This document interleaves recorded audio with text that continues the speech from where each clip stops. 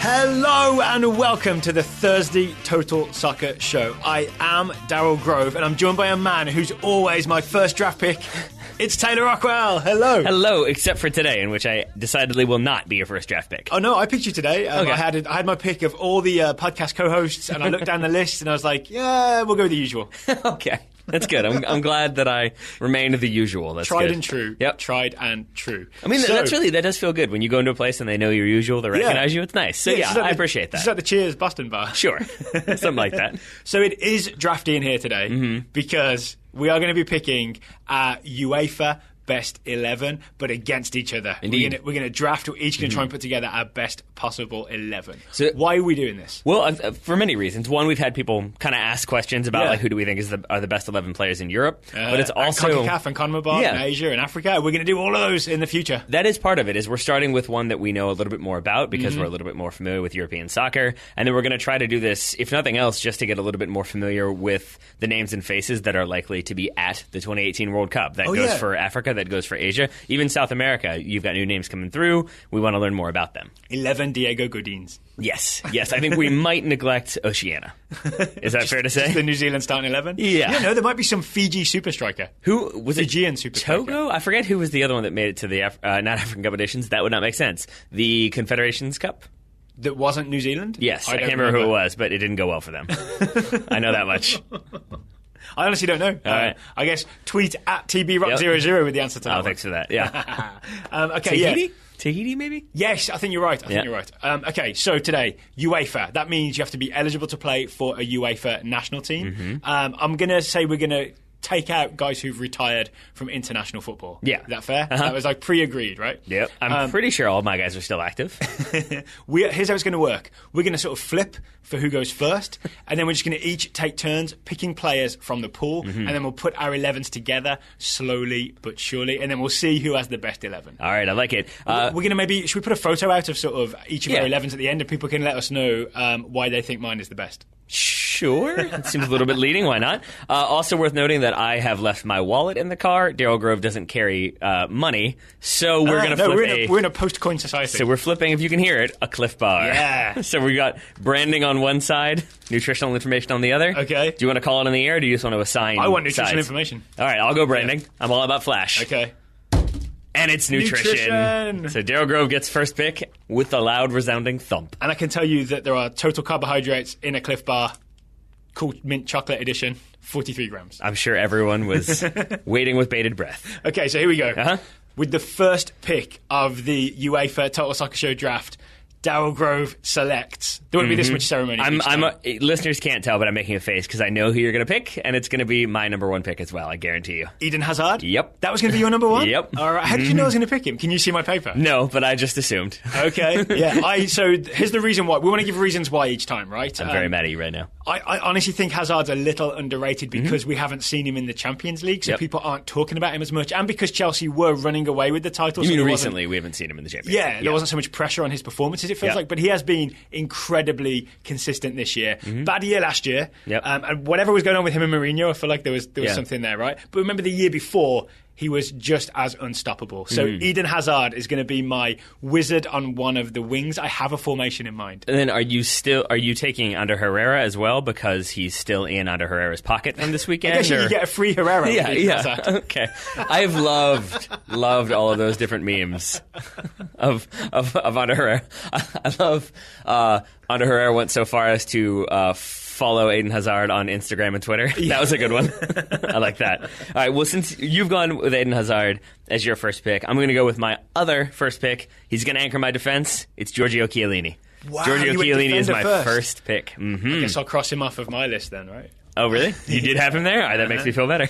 So why did you choose Chiellini? Because there are many defenders to choose from. I think because he's just a defender that continuously impresses me. Obviously, he continues to do big things at Juve. Obviously, he has done big things for Italy. And I want somebody back there who's going to stabilize, who's going to keep everybody kind of safe. And I feel like I don't remember him making too many big errors. I'm sure there are people out there with longer memories than I who could point some out. But he doesn't have any of those sort of moments of like, ooh, that's not good, or ooh, that was really bad. So I think consistency and longevity longevity in terms of the career he's already had, I'm going Giorgio Chiellini. And a Master's in Business Administration Also from the that. University of Turin. So you've got the most educated team already, unless Yes. Eden Hazard has some secret PhDs that I don't know about. Speaking of which, I wanted to clarify. Belgian dribbling I PhD? listened. Yeah, he might. I listened to Football Weekly, and they clarified because we were curious about how he could have a master's but also be a doctor. Yeah. And apparently, it is an Italian tradition that if you have your master's, you can just call yourself a doctor. You can say you have a doctorate. I don't know how that works exactly. I guess different educational systems are different. Yeah, right? apparently. So that's like a recurring theme, I guess, and maybe it relates to like the specific degree you get that you then are allowed to call yourself a doctor of whatever.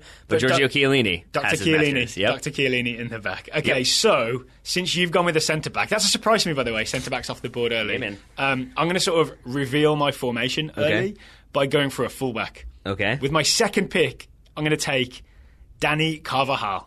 All right. Because I've been so impressed with him the last couple of weeks, playing right back for Real Madrid, whether it's diving headers back to his own keeper, whether it's sort of just good old-fashioned sort of one-on-one defending at fullback, whether it's getting forward, getting crosses in. Mm-hmm. I kind of feel like he's the best right back around right now, especially with Philipp Lahm sort of, one, retired from German national team, two, about to retire altogether in, a month or so. Yep. So Dani Carvajal at right back. I like it a lot, and I think it's a good choice. I enjoyed those diving headers as well. Yeah. I'm going to stay... It's not just for the diving headers. Yeah, that's fair. I'm going to stay defensive, though. Wow, oh no, defenders coming off the board. Leonardo Bonucci is my next centre back.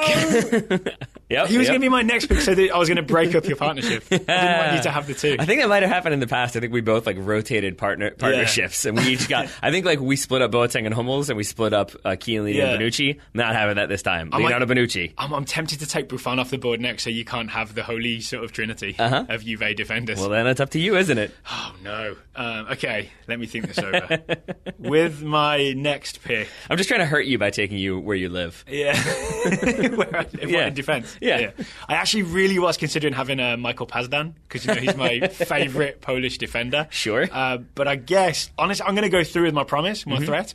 I'm going to choose Gigi Buffon as my with me. goalkeeper because I feel like anyone comparing our two teams, if they see Chiellini, Bonucci and Buffon, they'll just be like, oh, Taylor's team is unbeatable. Barcelona, Leo Messi et al. Could not get through that this week. So Buffon's there not only for his cool, calm, captaining presence, I'm making him captain straight away, but also to break up your team. That works for me.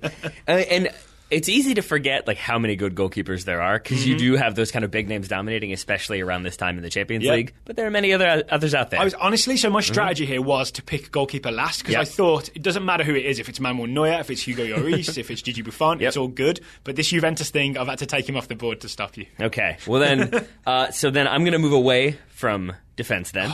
Okay. I'm going to go more attack. I'm going to go with an unconventional 3-4-2-1. And I'm saying that only because there might be some people playing in different positions than they're used to. And that includes, as one of my two attacking kind of midfielder-ish attackers, Antoine Griezmann is going to be my left-sided attacker. Okay, so Griezmann's off the board. Yes, sir. Griezmann is off the board. Okay, I'm weirdly relieved because the way I'm planning to shape up, I wasn't sure where Griezmann fit. Yep. And now that I know he's just not available, that's fine. I just won't take him. Okay.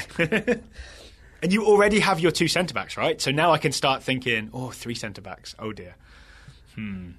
Okay. Yeah. That's part of the game, my friend. This is part of the game. This is harder than I thought. Okay, with my next pick, I am going to go into midfield, and I am going to take Paul Pogba. Pogba, most expensive player in world football, off the board. So I appreciate that. So where is he going for you? In midfield. You haven't decided where then, have you? I kind of have. See, I think I might be giving away my formation here as well. Didn't you already with your back four? Well, four at the back, but there are many other players. Well, there are six players. Well, I will refrain from telling you where I think Paul Pogba should go, but I will say that with the formation that I am planning to use, he was actually one that I'm kind of relieved that you took because I wanted to take him as well. Because it's tempting, right? But I don't know if he fits with what I'm trying to do. I went through... Paul Pogba is one of the reasons I chose the formation I chose. And I want to just make the case for Paul Pogba, right? Because he spent the whole season with people being not as impressed with him as they thought they would be because maybe he hasn't scored enough goals, hasn't got enough assists. But every time I see Paul Pogba play, I see a guy who is big and strong and graceful. And that is a rare combination to have all three things. Yeah. And also really sort of...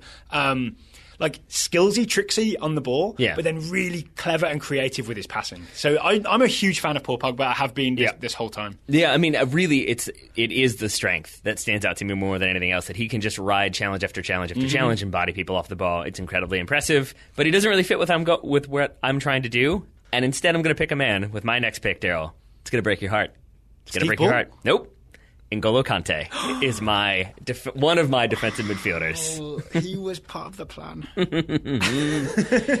I think, and I'll say, not to rub salt in the wounds here, but a big part of that is how much you have enjoyed N'Golo Kante, what he did with Leicester last year, what he does for Chelsea this season. I think we would both agree that a big reason, I mean, Antonio Conte probably plays a little bit of a role as to why Chelsea are doing what they're doing. Yeah. But another reason is just the lockdown play of N'Golo Kante combined with some other players at Chelsea, who I'm going to leave out for now, that I think he's just all-around an incredible player, and I think you can see him developing for France in that same way. I expect him to be a very big performer for Les Bleus at the 2018 World Cup. This is quite interesting. I think of so I wanted to have N'Golo Kante in a midfield 3 and to be my defensive midfielder, but now you've picked him in what's going to be a central midfield of 2 players, right? It actually reminds me that his most successful times have been in a midfield 2, right? Alongside Drinkwater for Leicester, alongside Matic for Chelsea. He looked less successful in a midfield 3 for France. Right. And I wonder if it's because he is kind of a two-way player, right? I know he's primarily a defensive midfielder, but when he's got more space to work in, he does end up sort of striding forward, right? So maybe it's better for him to be in that midfield too. I think so. What I'm saying is I'm happy for him. Well, in that case, since you're being so kind and forthright with your information, I would just remind you that probably the best Paul Pogba has ever looked was at Juventus when he was part of a midfield 3. I know. So I'm pretty sure that's what I was probably going for. Yeah. So I see what. So then I've ruined your midfield 3. Except I've come up with. If only there were more holding midfielders in Europe. Is it my pick next? It is not. I don't think. Right? Or no, it is because I went Kante. Right? Okay. So you should have 4 right now, and I have 4 as well. Yep. Okay. So I'm going to bolster my midfield instead of Kante in defensive midfield. I'm going to go for someone who is not Andrea Pirlo, but does a kind of similar-ish thing, and is one of my favourites, Marco Verratti. Okay. I love me some Verratti. I didn't even put him on my list because I knew you were going to pick him. I know you do. Yeah. He's really one of your favorites, isn't he? He really is. Every time I see him play, I'm like, oh, that's the guy. You really also, there's no way you could have a Verratti and Conte midfield. It's 2 little guys. You got to have a Pogba in there. Yeah, so Verratti and Pogba I feel like is a really good connection in midfield. So Verratti, the reason I love him, here's the creativeness of Verratti. Not only can he sort of pick a pass from any angle, right? He's the guy Barcelona should buy, I think, if they could afford him. He's the guy I saw flick the ball up to himself and do a diving header back to his own keeper recently. Yeah. Yeah, he's... No, didn't he do a diving header on the floor back to his own keeper? There was something where he's basically cheating. You sure that was him? That wasn't Carvajal again, and you're just kind of having it all bleed together? No, but I do seem to be putting together a team of players who head the ball back to their own keeper in unorthodox ways. Apparently. That's what you're all about, it seems. All right. So... I have 5 so far, so after your 5th pick, we'll be almost halfway through. I'm a little bit indecisive here. I have to... That means I've got you on the back foot. I'm drafting hard. You are drafting hard. So I guess I'll go controversial here, and I'm just going to go with who I think, if you're looking for goals, is maybe didn't have that great of a week this week, but I think he's the one who's going to get you goals if you need him. It's Robert Lewandowski. So I'm going to go Robert Lewandowski as my main attacker. I really was thinking about doing that. Yeah, so, okay, no Lewandowski. So we've each gone 5 players. Now is maybe a good time to tell you that today's episode is sponsored by Fucci. Fucci is the soccer rebounder that we always talk about and we always play because we love it. Imagine a net, a rebounder, leans backwards a little bit, you play the ball off it, you land it back in the square, your opponent does the same up next. Yes, sir. So one of the things we've asked listeners to do, because we've been advertising Fucci for over a year now, we love working with them. We know a lot of our listeners have bought Fucci's. We ask listeners to sort of, get in touch, let us know where are you playing Fucci. Landon Cotham did exactly that a couple of weeks ago. Landon says, I play Fucci at Zilker Park in wonderful Austin, Texas, with a photo as well. Yeah, so, that's a nice park, wherever it is. To celebrate, you saw the photo, right? I did. But to celebrate, I did some research into Zilker Park, and I've got a quick question for you. Suddenly wish I had done more research on this. Okay, in acres, how big is Zilker Park? And I'll give you within 50 acres, I will call it correct. See, acres are one of those things, because I've lived in the city for most of my life, I'm sort of at a loss for what an acre is. You prefer square feet? Like apartments? 15 acres. 15 acres. It is 350 acres. Or that. It could be a small park. Do you remember when I said within 50 acres? Oh, yeah, sure. That was kind of a clue. In that case, 50 acres. Zilker Park is 350 acres. Mm-hmm. Okay, so on the surprise Fucci quiz so far, Taylor Rockwell has 0 for 1. Okay, there is a... See, the park next to my house is tiny, so that's what I was going with. And I was like, that one can't be that big. All right, there is a music festival which often takes place at Zilker Park. What is the name of this music festival? Is this a trick question? It's in Austin, Texas. It's in Zilker Park. What is the name of the music I'm going to festival? go with the only music festival I know of in Austin, Texas, which is South by Southwest. Austin City Limits. Oh, that would be the other one. Yep. That would be the other one. As I understand it, South by Southwest is sort of dotted around the city at various venues, right? Whereas Austin City Limits it's only in this one place. I think so. It may be elsewhere, but I know that at least some of it is held in Zilker Park. I don't know. This research is if falling I might apart do here. some very quick research. Okay. Final question. Zilker Park is named after a man called Andrew Jackson Zilker, who moved to Austin, Texas after reading a history of Texas, and he thought, that sounds like the place for me. I'm going to go there. I'm going to make my fortune. I read all this on Wikipedia. Yep. His first job, he was paid 50 cents a day. By the end of the day, he doubled it. He negotiated it to double. Okay. So this man is an entrepreneur. Obviously made a fortune, enough to have this park sort of... He had this land and donated it back to the city. In what industry did he make his fortune? And the only clue I'll give you is that Austin, Texas is very, very warm. See, now you've thrown me off here, because that could be like, do you mean like he was growing stuff because it was very, very warm? I'm going to say refrigeration. Ooh, I'm tempted to give it to you. The answer was ice. That's what I was thinking, but it was like, can you make a fortune in ice? Is that how it works? Yeah, you can. If you have all the ice and it's real hot, I'm saying refrigeration counts. Okay, yeah, I'll give it to you. Thematically the same. All right, so Taylor Rockwell scores 1 out I was really of 3. worried where that was going to go with him. With a name like Andrew Jackson Zilka, right. It could go so many different directions. I don't think there was any relation. I would assume not. All right, final Fuji question. In Landon's photo that he sent us, we don't know which one is Landon and which one is his friend/opponent, but one of the players is barefoot and one of them is wearing shoes. Yep. Which one do you think won? Because we've tried both, right? It's tough, right? I'm going to go barefoot. I think barefoot might win. On that grass, I think it's a little bit tall, but I think barefoot could pull it off. Yeah, when we play in the winter in Richmond, I think with shoes is the way to go. Yep. But nice warm Zilker Park, maybe barefoot could work. Maybe. It could be a little bit tough to turn. It could be a little bit tough to turn. You also haven't considered that maybe he was the one taking the photo. Oh, yes. Yeah, there was a shadow of a There is indeed a shadow in there, yeah.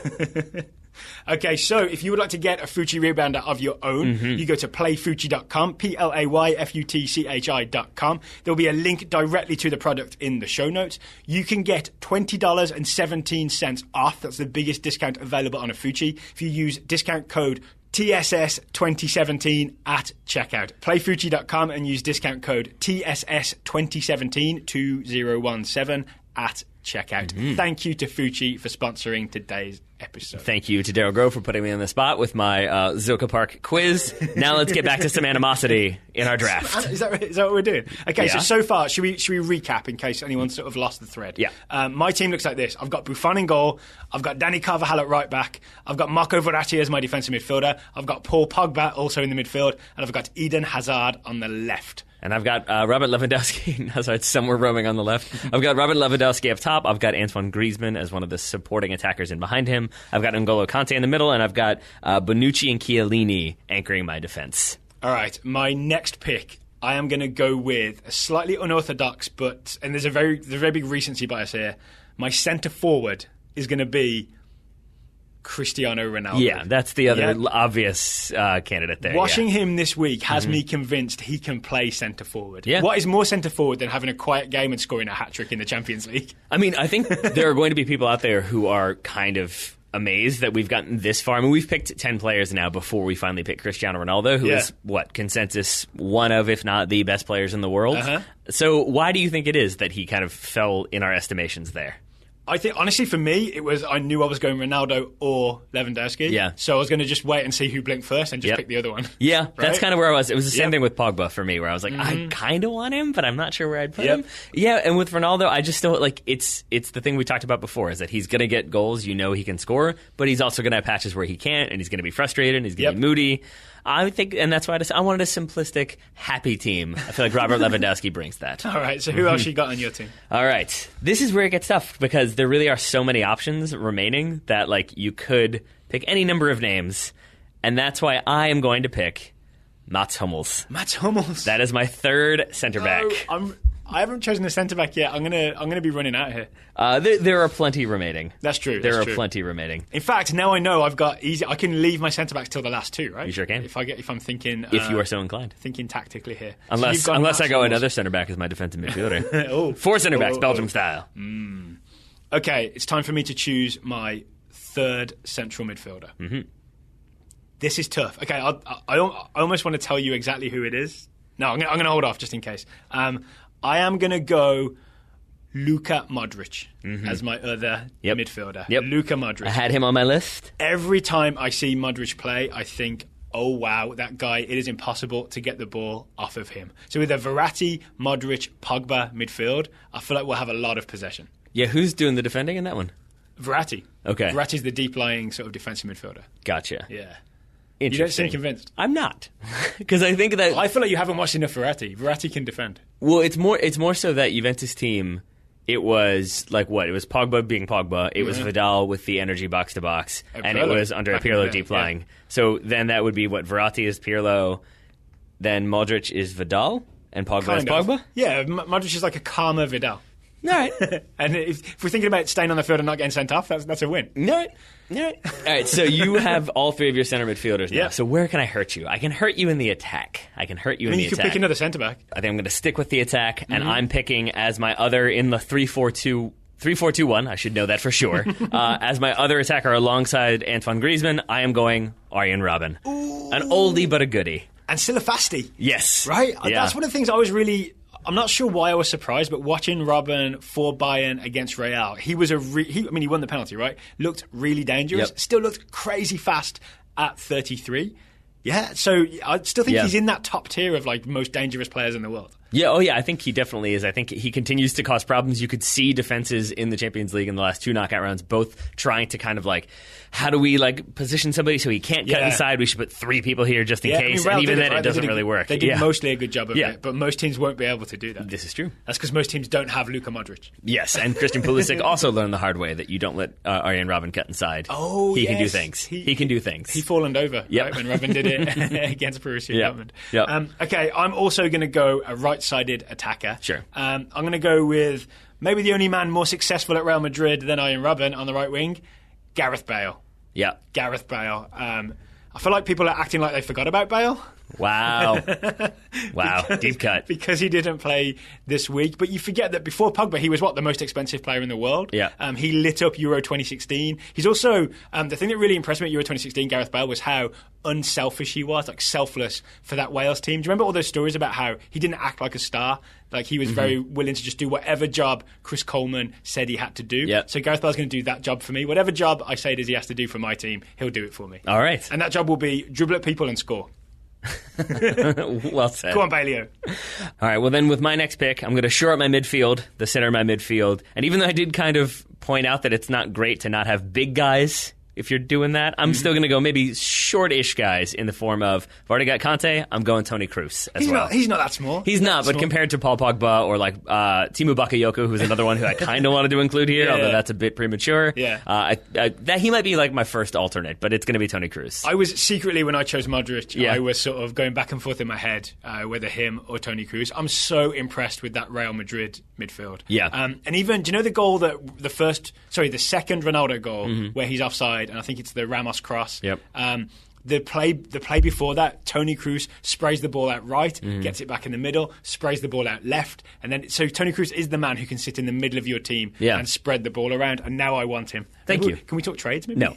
No, I would stick with him. I also want to say at this point, it's maybe worth reminding everybody that we're talking a lot about club performances and club level and Champions League. Yeah, true. But it is European players, right? Yeah. Because I'm sure there are people out there I just who's watched the Champions League this week. It's basically what's happening. It's definitely making us a little bit biased. It's also maybe making me wonder how good the Premier League actually is, since I have one Premier League player in my team so far. What do I have? I have just Eden Hazard.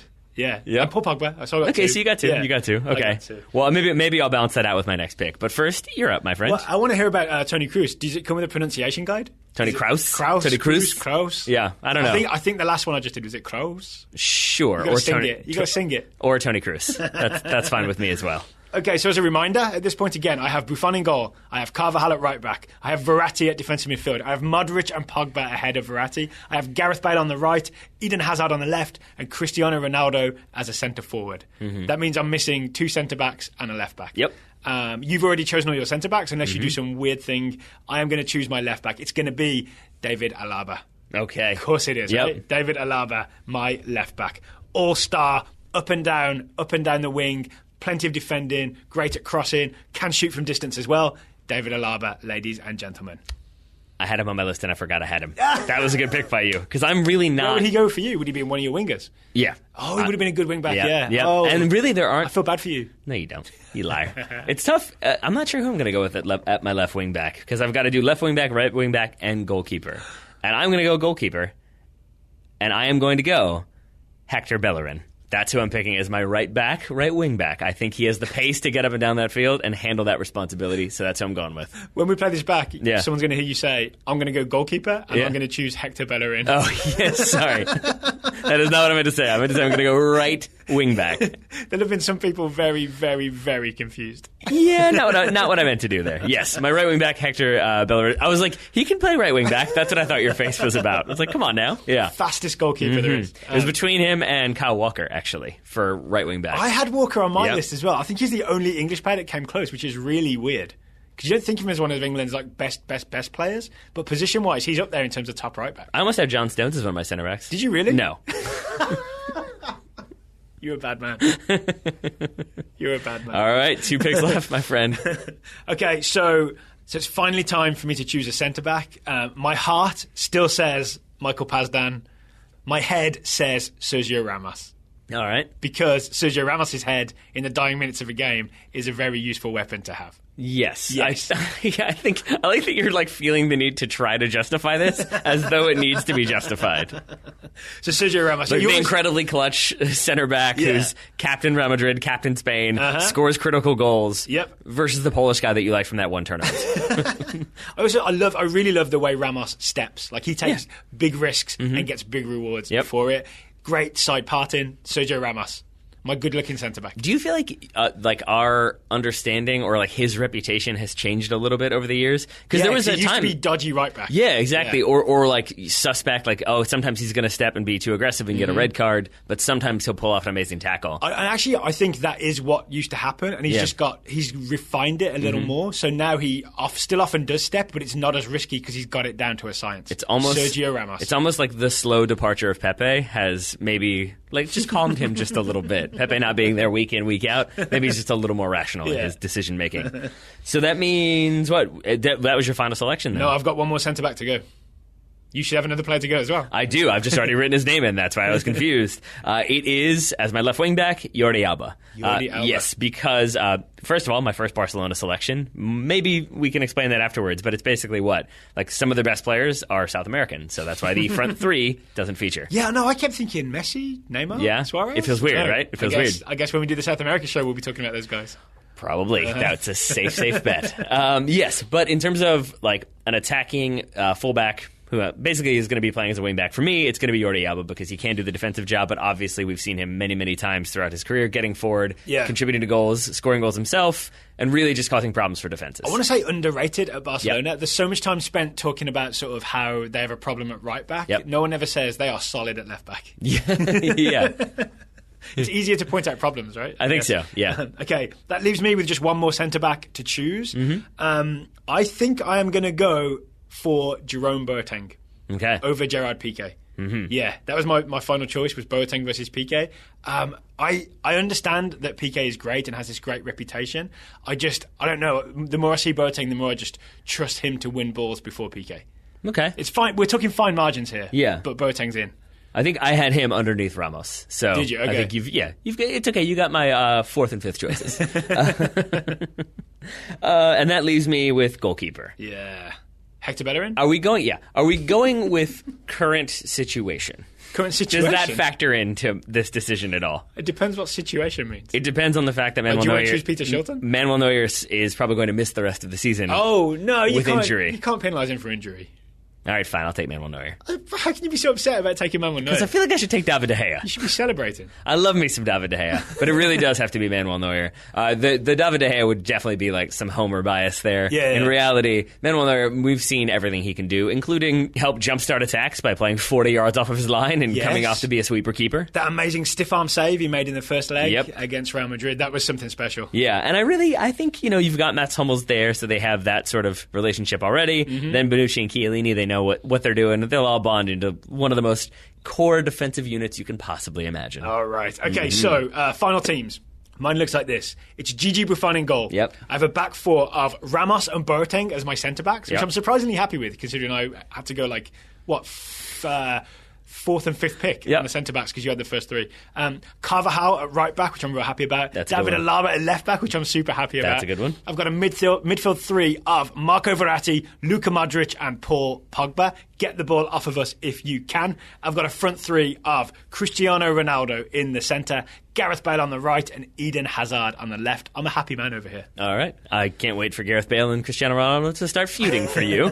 For me, I've got Manuel Neuer in goal. My back three is Leonardo Bonucci, Giorgio Chiellini, and Mats Hummels. Then my midfield four with your kind of attacking wingbacks would be Jordi Alba, Toni Kroos, N'Golo Kante, and Hector Bellerin. I like that. Then I've got my two attacking players in the form of Antoine Griezmann and Arjen Robben. And up top, doing the goal scoring, making it happen, it's Robert Lewandowski. I like that front three. Mm-hmm. Yeah, I do like that front three. All right, so we'll take a picture of these on the chalkboard. Yep. We'll get this posted. Maybe we'll post it on Twitter and link to it in the show notes. Mm-hmm. That seems like the way to go. Sure. People can let us know which team you like the best. Maybe we'll put it with UEFA Daryl and UEFA Taylor, and you can hashtag which one you like the best. That works. Yeah, that sound good? Sort of. That can be a little bit confusing, but why not? Yeah. Anyone that you sort of missed out on and wish you had?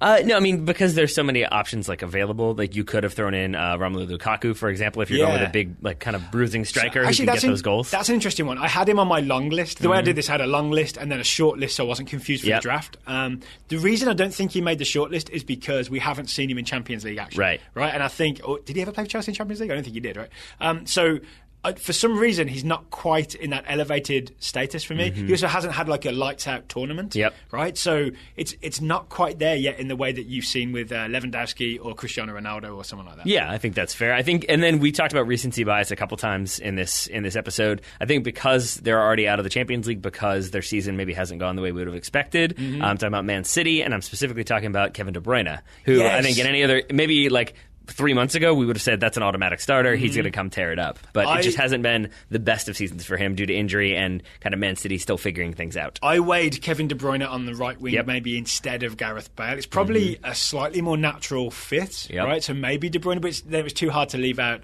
Gareth Bale. I wish I'd got Arjen Robben off you. I would have enjoyed having Robben cutting in with that. I love that sort of cut in on the left foot business that he does. He's almost as good as Brooks Lennon.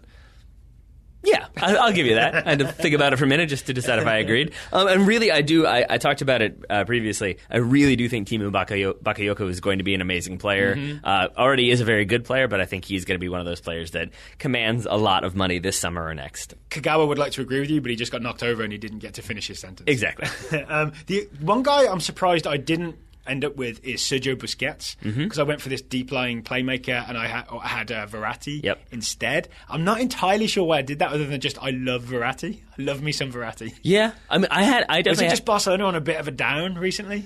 I think it's that. I think it's also, for me at least, I don't necessarily know, and maybe this is me not knowing that much about Barcelona, but I don't know if he fits in a midfield two. I don't know if I trust him in there. I feel like he needs one more person in there to kind of combine well, with that triangle. Yeah, that's why I was looking at me, because I had the midfield three, but yeah. Verratti got to be there. Right. Verratti got to be there. I know for you he does. I know, buddy.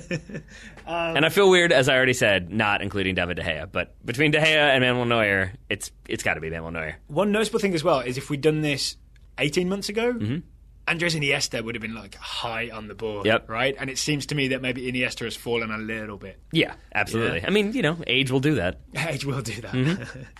It comes for all of us. Yes. It comes for all of us. That's not a criticism. That's just like, it's kind of the reality of the situation, is that he's not necessarily past his prime, but he's certainly not the automatic, he's going to destroy you starter that he was even, as you said, 18 months ago. Okay, so we'll put our lineups out for you to take a look at. Before we say goodbye, should let you know about a couple of things. One is we're going to take Friday off. So veterinary related, put it that way. Second thing is we have another... Daryl's finally getting that flea dip that we've been... we've scheduled it. He's been scared to get in the car. He knows we're taking him to the vet. I say park. He still doesn't believe me. I say 50-acre park. It still doesn't do anything. But we finally got him to agree this time around. Second thing, before I was rudely interrupted... We're also having him neutered. We are having a trivia night. Yes. Total Soccer Show Trivia Night 2 is Thursday, April 27th, so a week today, if you're downloading this podcast on the day it was recorded, at Penny Lane Pub in Richmond, Virginia, 7:30 to 9:30. We'll put a link to the Facebook event invite in today's show notes. Sounds like a plan. That event is sponsored by Guinness at Penny Lane Pub, as you said. Lots of swag, lots of prizes to be handed out, lots of good trivia, and good trivia categories as well. Oh, yeah, I've had a little preview today as you've been working on some of it, right? Yeah. Okay. So thank you, Taylor, for drafting with me. I think we both did quite well. Yep. Right back at you, buddy. Thank you, listeners, for listening. We'll be back next week with lots more Total Soccer Show.